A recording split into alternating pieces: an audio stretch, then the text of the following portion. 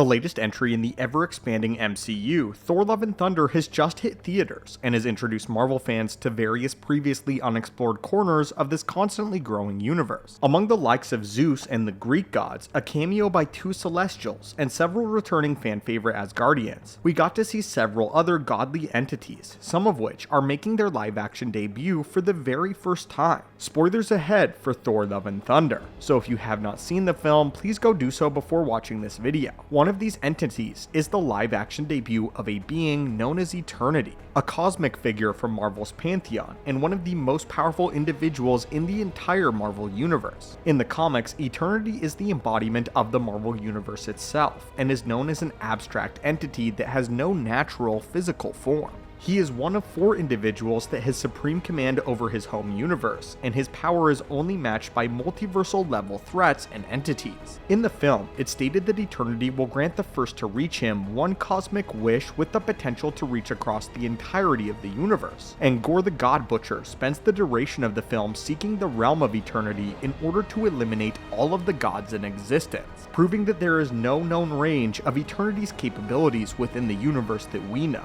Throughout the film, however, it seems incredibly easy to reach the Palace of Eternity located at the center of the universe, especially given the teleportation capabilities that Zeus's lightning bolt has been shown to possess in this latest entry. And this brings up an interesting question about Eternity, Thanos, and the Snap. If Eternity can grant wishes that can reach across the universe itself, then why didn't Thanos seek out Eternity when trying to eliminate half of all life? Thanos' goal was to wipe out half of all life in the universe, and the power of Eternity seems to be one of the most effective ways to achieve his goal, and a way that may have actually been easier to obtain than obtaining the 6 Infinity Stones. So, today, watchers of the Marvel Multiverse, we may have an answer for you, and explain away exactly why Thanos sought out the 6 Infinity Stones rather than Eternity, even though it seems far more simple to reach Eternity than it did the 6 singularities of the universe, as we explore and suggest a prominent fan theory that we actually do believe in, that explains why Thanos would seek the stones, and not the help of Eternity and this singular cosmic wish.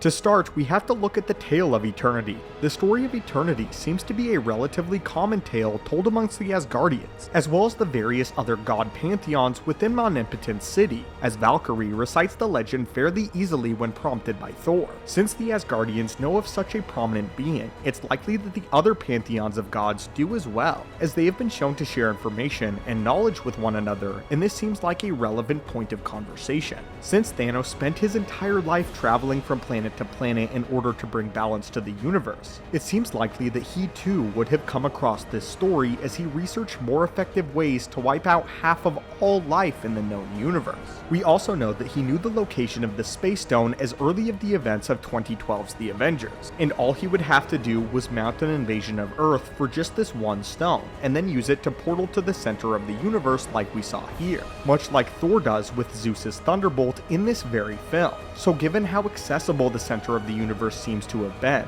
is it possible that at some point in time, Thanos did actually encounter the Palace of Eternity, but was actually unable to get in, and therefore turned to the stones? In the film, we learn that the Bifrost is the key to entering the realm of Eternity, wherein the wish can ultimately be granted. But what's important to note here is that until just recently, there has not been a compact way to channel the energy of the Bifrost itself. And this is the problem that Thanos may have run into, and why he ultimately turned his back on the tale of Eternity and the singular cosmic wish. Going all the way back to the first Thor film, we can see that even the Asgardians, who are some of the most powerful known gods in the cosmos, had to construct an entire enclosure in order to channel the power of the Bifrost. They needed an entire center specifically designed to harness the power of the Rainbow Bridge, with Heimdall being assigned as the gatekeeper of the bridge. It's only when Stormbreaker is forged, however, that the Bifrost becomes much more portable and can be actively transported into the Kingdom of Eternity. In Infinity War, Eckardt tells Thor about the hypothetical capabilities of the legendary axe of Stormbreaker, stating that in theory, it could even summon the Bifrost. Since Eckardt appears to be apprehensive and unsure about whether or not Stormbreaker could actually do this in practice, then it stands to reason that he has not yet seen a weapon capable of doing so in his life so far.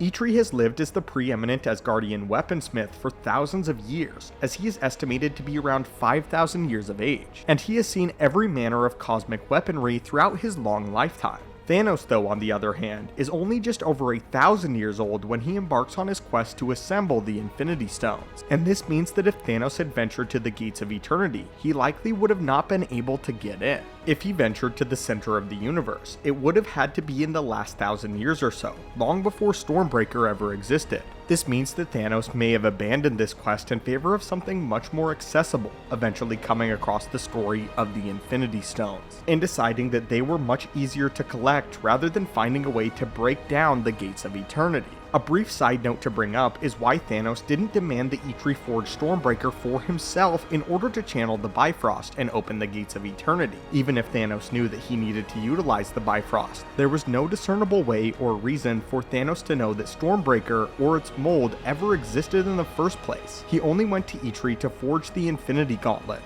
long after deciding that the Infinity Stones were the best course of action, and even under duress. There's no reason for Stormbreaker to even be mentioned by Eckardt, so this point quickly falls apart when placed under further scrutiny. This also explains why Thanos didn't use the Space Stone in tandem with the Power Stone as soon as he collected them in Infinity War. Theoretically, he could have transported himself and his Black Order straight from the Statesman to the center of the universe, wherein he would be able to try once again to break down the Gates of Eternity. But if he already knew that this was the key and that the Bifrost was the key, then he may not have even bothered. It's also important to note that in the film, we see the Hall of Eternity assembling itself as Gorr arrives to it, which leaves us to wonder if Gorr had to actively do something in order to even summon the Temple of Eternity in the first place that we do not see, and something that Thanos may not have known about. If Thanos arrived in the center of the universe and found nothing, then he might not have known that there was something for him to do in order to even access the power of eternity to begin with,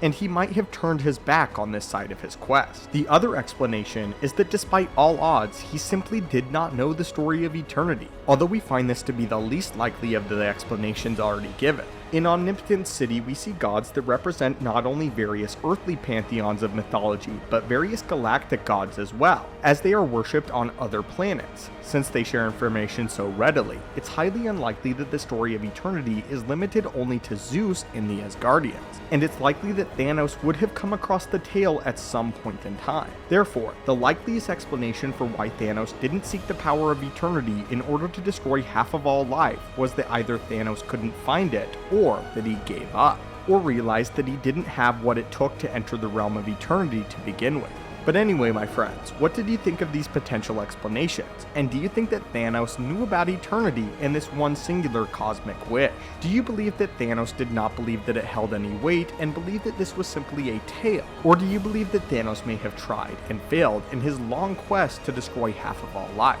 As always, my friends, hit that subscribe button to assemble and join our team, and I hope that you have a great day.